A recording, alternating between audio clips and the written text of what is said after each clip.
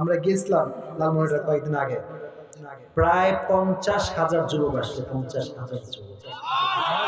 এটা show off করছি না, বলছি এই জন্য যে ভাই এখনকার যুবক, বেশিরভাগ যুবক আজহারির ভক্ত।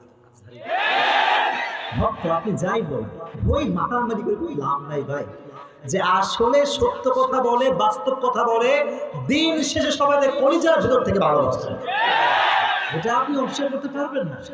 এটা সঠিক কথা ভাই। এই জন্য আমরা দোয়া করি যেন আমরা হুজুররা ঐক্যবদ্ধ হয়ে কাজ করতে পারি।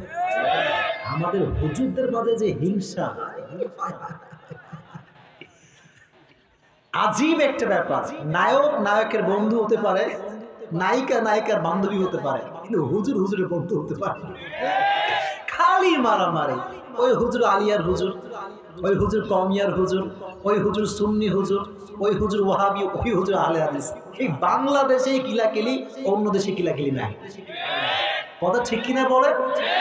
আর বাংলাদেশে যেই পরিমাণ পীর আছে, অন্য দেশে সেই পরিমাণ জনগণ নাই। This is Bangladesh. তো আমরা বাংলাদেশেই থাকতে চাই, হক কথা বলে থাকতে চাই। রাজি আছেন তো ইনশাআল্লাহ? আল্লাহ সবাইকে হক কথা বলার তৌফিক দান করুন। পড়া আমিন।